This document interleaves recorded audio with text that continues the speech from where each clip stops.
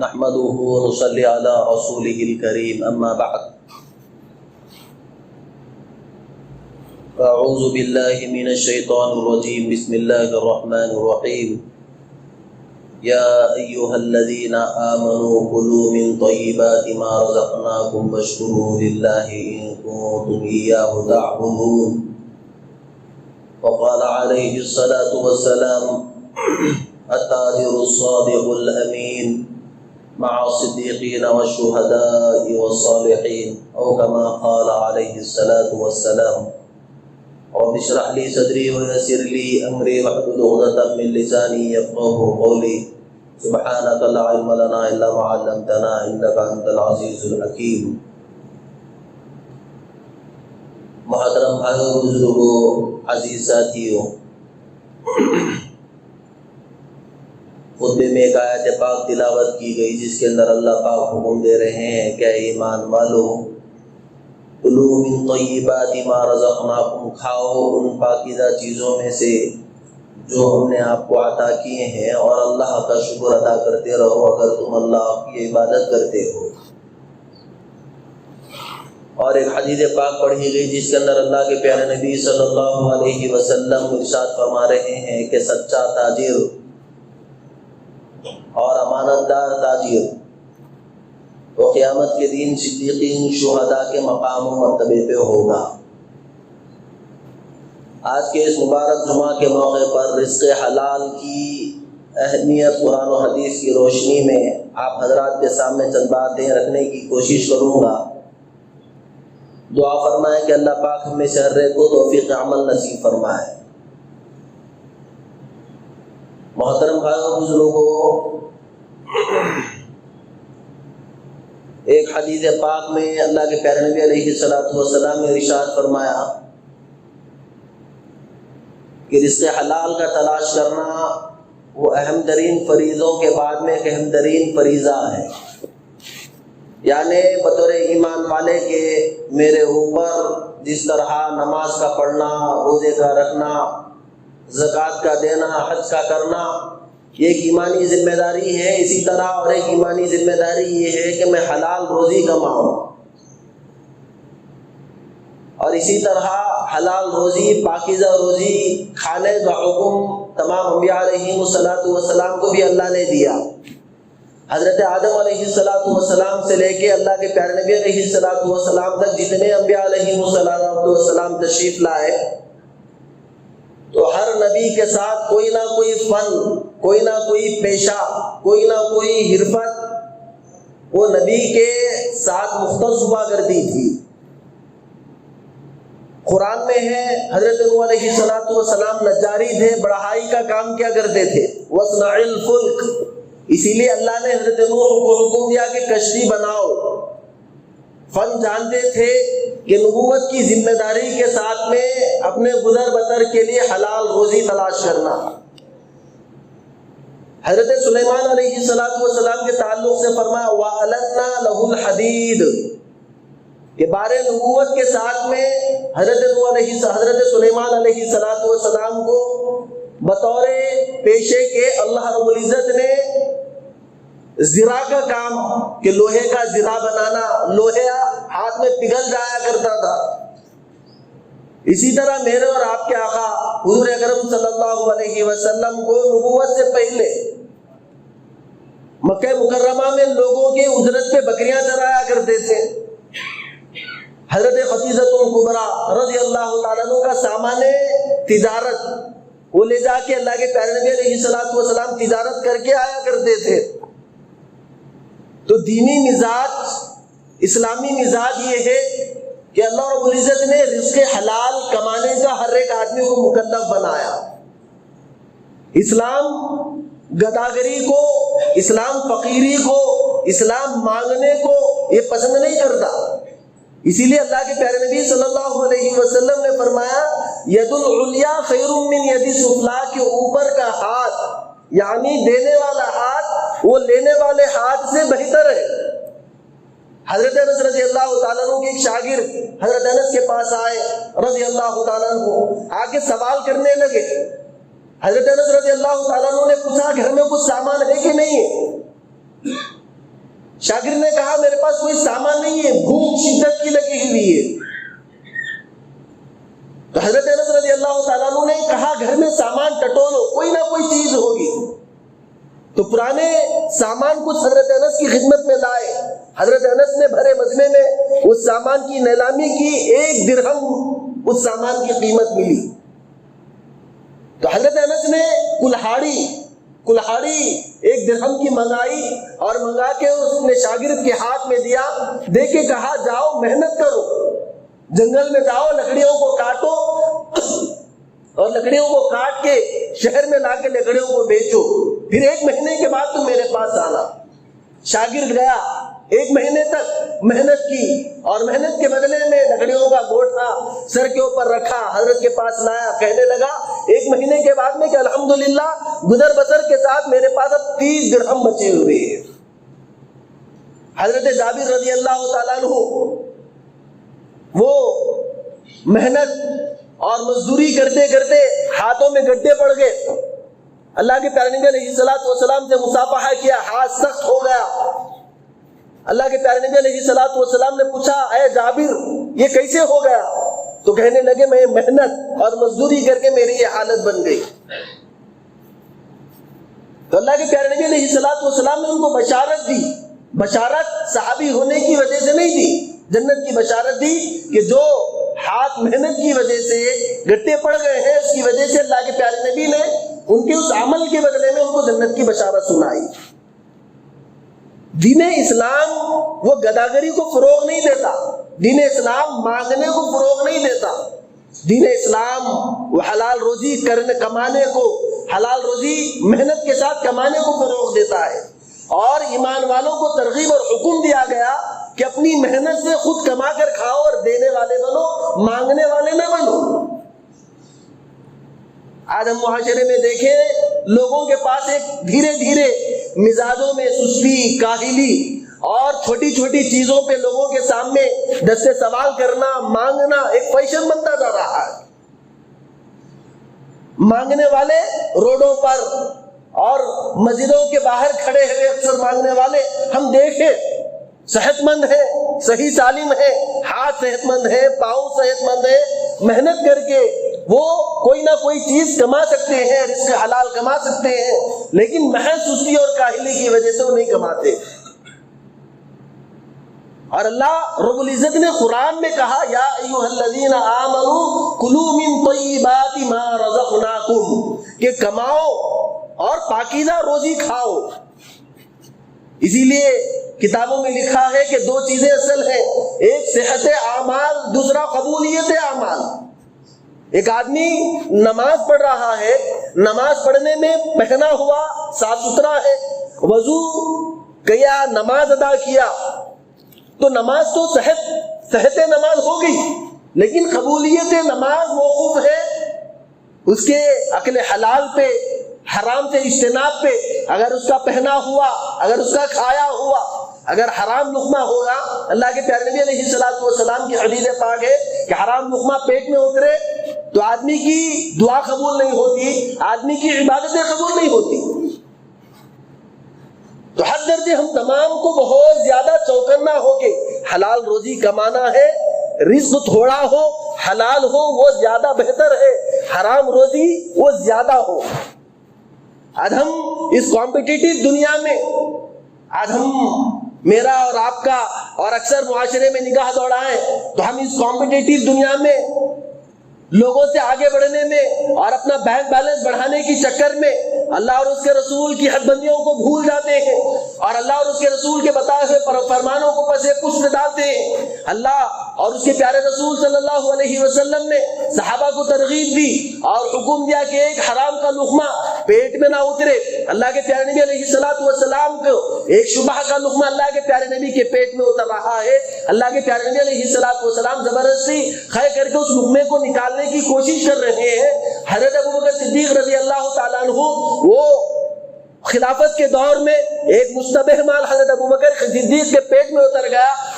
حضرت ابوبکر صدیق رضی اللہ تعالیٰ عنہ فاقوں کے بعد میں وہ لقمہ اترا تھا، تحقیق کی، معلوم کیا کہ مشتبہ مال ہے، ابو بکر صدیق رضی اللہ تعالیٰ عنہ اس مشتبہ مال کو پیٹ سے نکالنے کی کوشش کر رہے ہیں، کھائے کرنے کی کوشش کر رہے ہیں کہ میرے پیٹ میں خراب لقمہ مشتبہ لقمہ جا رہا۔ آج ہم دیکھیں مثال کے طور پہ ایک مثال میں آپ کے سامنے رکھتا چلوں، کیا شادی بیاہ کے موقع پہ ایک آدمی کو دعوت رہتی ہے، لوگ ایک فیشن بنا رہے ہیں، شادی کرنے والا وہ 500 آدمی کا انتظام کیا ہوا ہوتا ہے، لیکن اللہ معاف فرمائے آج زمانے کا ٹرینڈ چل رہا ہے، فیشن چل رہا ہے، لوگ ایک آدمی کو دعوت دی تو 1+1 ایک فری میں اٹیچمنٹ کے ساتھ میں دعوت میں آ رہے ہیں، اور دعوت میں بڑی ہی بے غیرتی کے ساتھ وہ دسترخوان پہ بیٹھ کے لوگوں کی پرواہ کیے بغیر اور لوگوں کی عزت کی دھجیاں اڑ جائیں، اس سے اس کو کوئی کسروکار نہیں ہوتا۔ ایسے بہت سارے واقعات سننے میں آ رہا ہے، دیکھنے میں آ رہا ہے کہ شادی کرنے والا وہ اپنی زندگی کی ساری پونجی لگا کے اپنی عزت کو بچانے کے لیے وہ 1000 آدمی کی مختلف قسم کے کھانے کا انتظام کرتا ہے، لیکن 1000 آدمی کی دعوت میں اور 100-200 بے غیرت آدمی جو اللہ اور اس کے رسول کے فرمان کو بھول گئے اور حرام لقمہ کھانے کے لیے شادی کے دسترخوان میں شادی خانے میں گھس گئے اور بغیر صاحب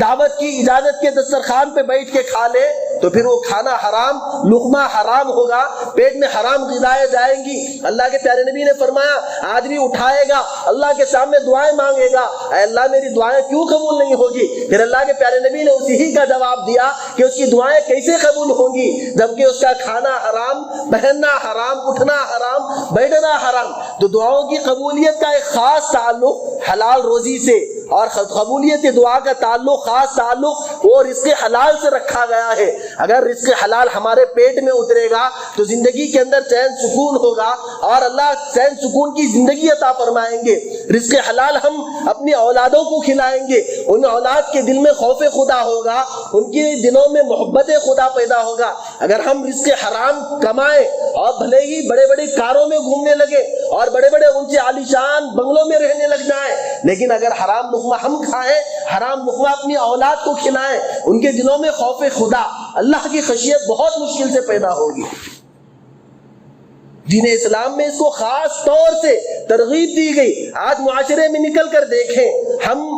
زمانے کا ایک بہت بڑا المیہ یہ ہے کہ ہم اللہ کے کلام کو کھولتے نہیں، اللہ کے کلام کو پڑھتے نہیں۔ اللہ نے کلام اللہ میں کہا وَيْلٌ لِّلْمُطَفِّفِينَ الَّذِينَ إِذَا اكْتَالُوا عَلَى النَّاسِ يَسْتَوْفُونَ۔ حلال روزی کمانے کی ہمیں اتنی جستجو اور اتنی فکر نہیں ہے، بھلے ہم نمازی ہیں، ایک ہماری نماز نہیں چھوڑتی، کلام اللہ کی تلاوت نہیں چھوڑتی، لیکن ہم کو مال کے معاملے میں اللہ کے حکام کو پسے پشت ڈالتے ہیں۔ ہم اپنی مارکیٹ میں نکل کر دیکھیں، اچھے اچھے ایسے دیندار لوگوں پہ نگاہ پڑتی ہے، وہ کرتا پائجامہ پہنے ہیں، داڑھی رکھے ہوئے ہیں، سروں پہ ٹوپیاں ہیں، یا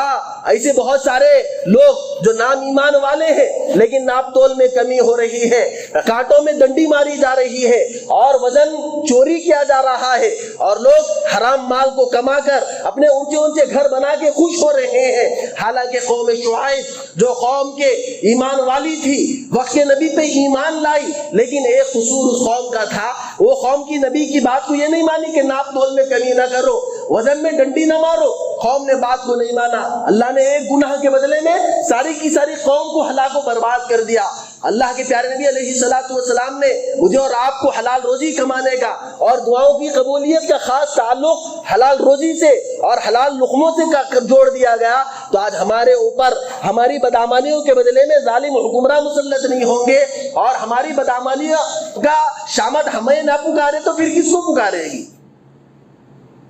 آج ہر مارکیٹ میں نکل کر دیکھیں، غیر اسلامی طریقے، حرام طریقے اور رزق حرام رزق حلال کمانے کی جستجو آج ہمارے معاشرے کے اندر نہیں ہے۔ بس ہر ایک آدمی کی یہ جستجو ہے کہ کیسے میرا بینک بیلنس بڑھے، بھلے ہی حلال طریقے سے آئے، بھلے ہی حرام طریقے سے آ جائے، میں لوگوں میں خوب ناوالا ہو جاؤں، لوگ مجھے سیٹ کہنے لگے، لوگ مجھے مالدار سمجھنے لگے۔ دنیاوی اعتبار سے ترقی کو ہم معیار بنا رہے ہیں، دنیاوی اعتبار سے ہم خوب مالدار بن گئے، بینک بیلنس بڑھ گیا، ہم دل میں خوش ہیں، چلو میرا بینک بیلنس بڑھ گیا، ہمیں خوف خدا نہیں، آخرت کی فکر نہیں۔ اللہ کے پیارے نبی علیہ الصلوۃ والسلام نے حکم دیا لا یزال قدم ابن آدم حتى يسأل عن 4 عن ماله من اين اكتسبه وفيما انفقه قیامت کا دن ہوگا، نسا نسی کا عالم ہوگا، آدمی کے پاؤں جگہ سے اس وقت تک نہیں ہٹ سکتے جب تک کہ وہ اس بات کا حساب و کتاب نہ دے دے، جواب نہ دے دے مال کہاں سے کمایا، مال کو کہاں خرچ کیا، مال کمانے میں اللہ کے حکام کا پاس و لحاظ رکھا نہیں رکھا، مال خرچ کرنے میں اللہ کا پاس و لحاظ رکھا نہیں رکھا۔ دونوں چیزوں میں انکمنگ کا بھی سوال ہوگا، آؤٹ گوئنگ کا بھی سوال ہوگا۔ حلال طریقے سے کما لیے، بینک بیلنس بڑھ گیا، اب مال لٹانے میں میں آزاد نہیں ہوں، میں اللہ کے حکم کا پابند ہوں، میں فضول خرچی نہیں کر سکتا، میں عیاشی نہیں کر سکتا، میں مال کو بے راہ روی اور فضول خرچی سے خرچ نہیں کر سکتا، کیونکہ میں ایک ایمان والا ہوں۔ مال کمانے میں اللہ کی حد بندیوں کا پابند ہوں، مال خرچ کرنے میں اللہ کی حد بندیوں کا پابند ہوں۔ یہی ایمانی شان ہے کہ ہر حال میں اللہ کے حکم کے آگے اپنے سر کو خم کرنا، اللہ کے حکم کے آگے اپنے سر کو جھکا دینا، اللہ کے حکم کے آگے بھلے ہی ہم روکھی سوکھی پتلی چٹنی کھاتے ہوئے زندگی کو گزار لیں۔ جیسے حضرت جابر کے ہاتھ کو دیکھا، مزدوری کیا کرتے تھے، محنت کے بدلے میں ہاتھ سخت ہو گیا، اللہ کے پیارے نبی نے جنت کی خوشخبری سنائی۔ لیکن حرام مال بھلے ہی کروڑوں کا ہو جائے، لیکن وہ مال ہمیں دنیا میں کام نہیں آئے گا، ہمیں خبر کے گھڑے میں کام نہیں آئے گا۔ ہر ایک بڑے سے بڑے مالدار کیوں نہ ہو، وہ 2 گز زمین کا ٹھکانہ وہ میرا اور آپ کا ہر ایک کا ہوگا۔ وہ 2 گز زمین کے ٹھکانے میں مجھے اور آپ کو اپنے اپنے اعمال کا حساب و کتاب دینا ہے۔ اس کے لیے میرے محترم بھائیو بزرگوں، ہم اپنی آمدنی کا حساب برابر رکھیں، حلال طریقے سے کمائیں، حلال جگہوں پہ لگائیں، حرام سے بچیں، حرام جگہوں پہ خرچ کرنے سے بچیں۔ اور معاشرے میں جتنے حرام طریقے ناپ تول کی کمی کے تعلق سے اکثر تاجر حضرات ہیں بخوبی جانتے ہیں، حرام طریقے اتنے مارکیٹ میں رائج ہو چکے ہیں، خوف خدا پیشانیوں پہ حرام طریقے سے کماتے ہوئے پیشانی پہ بل نہیں آ رہا ہے۔ اچھے لوگ وہ آرام سے کال کر کے کہہ رہے ہیں کہ میں مال چوری کا ہے، آپ مال خریدیں گے کہ نہیں خریدیں گے؟ مال چوری کر رہے ہیں، اور چوری کر کے اتنی سینہ زوری ہو رہی ہے کہ سامنے والے کو بیان بھی کر رہے ہیں کہ میں رات کو مال چوری کر کے لایا ہوں، لہذا مال صبح سویرے خالی کرنا پڑے گا، رات کی تاریکی میں مال خالی کرنا پڑے گا۔ ہمارے دلوں سے خوف خدا کیوں نکل گیا؟ ہمارے دلوں میں اللہ کا خوف کیوں پیدا نہیں ہو رہا ہے؟ اگر ہم اپنے آپ کو ان حرام کاموں سے، حرام طریقے اعمال سے اور حرام ذرائع آمدنی سے نہیں روکیں گے، اللہ کے پیارے نبی علیہ الصلوۃ والسلام نے فرمایا قحط سالی آئے گی، قحط سالی آئے گی، مصیبتیں آئیں گی، بلائیں آئیں گی۔ تو ہم ہر حال میں اللہ کے حکم کا پاس و لحاظ ہم تمام کو کرنا ہے۔ حضرت اورنگزیب رحمۃ اللہ علیہ مشہور بادشاہ گزرے، خوف خدا جب زندگی میں ہوتا ہے، حکمرانی کے اوپر تخت نشین ہے، خزانے کے چابیاں حضرت اورنگزیب رحمۃ اللہ علیہ کے پاس ہے، لیکن اپنے گزر بسر کے لیے حضرت اورنگزیب رحمۃ اللہ علیہ کلام اللہ شریف لکھا کرتے تھے، اور اپنے خلافت کے اوقات سے ہٹ کے اپنی ٹوپیوں کی سلائی کر کے وہ اپنے گزر بسر کیا کرتے کہ ٹوپیوں کو فروخت کر دے اور اس کے بدلے میں اپنے گزر بسر کیا کرتے۔ تخت نشین ہے، سارے ہندوستان کے حکمراں ہیں، خوف خدا زندگی میں ہوگا تو تخت نشینی میں خزانے کے چابی ہوتے ہوئے 1 روپے کی خیانت نہیں کرے گا۔ حضرت ابوبکر صدیق رضی اللہ تعالیٰ عنہ ساری خلافت کی ذمہ داریاں حضرت ابوبکر کے اندر پر، خلافت کے کاموں سے فارغ ہوتے مارکیٹ میں نکلتے کپڑے کو فروخت کیا کرتے تھے۔ بعد میں لوگوں نے کہا امیر المومنین اگر آپ تجارت کرنے لگ جائیں، مارکیٹ میں نکلیں گے تو یہ خلافت کی ذمہ داریوں کا کیسے ہوگا؟ تو یہ ہمارے اولئک آبائی فجینا بمثلہم، وہ ہمارے مقتدا ہیں، ہمارے بڑے ہیں، ان سے ہم ایک نمونہ حاصل کر کے اپنی زندگی کو گزارنا ہے۔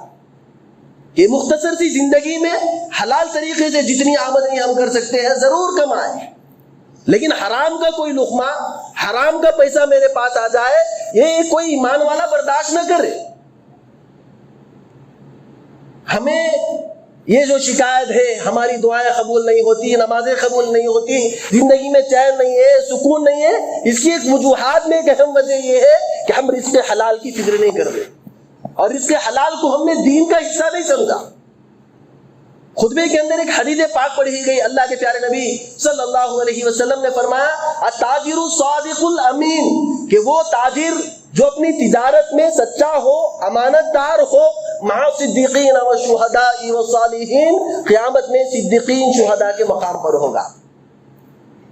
تو میرے محترم بھائی بزرگوں، ہم اپنی تجارت ضرور کریں. اسلام تجارت کو پسند کرتا ہے, اسلام تجارت کو فروغ دیتا ہے, اسلام رزق حلال کمانے کا حکم دیتا ہے, اسلام گداگری کو فروخت نہیں دیتا, اسلام مانگنے کو فروخت نہیں دیتا. ہم ایک ہاتھ آگے بڑھے, تجارت کریں. اللہ نے تجارت میں خیر رکھی ہے, برکتیں رکھی ہے, اور تجارت سے زیادہ رزق حلال میں اللہ نے برکت رکھی ہے. تو حلال طریقے سے ملازمت ہو, تجارت ہو, جو بھی ہو, حلال طریقے سے کمانے کی فکر کریں. اللہ رب العزت سے دعا فرمائے کہ اللہ پاک مجھے آپ کو توفیق عمل نصیب فرمائے. رزق حرام سے اللہ پاک میری آپ کی تمام امت مسلمہ کی حفاظت فرمائے. آمین. وآخر دعوانا الحمد للہ رب العالمین.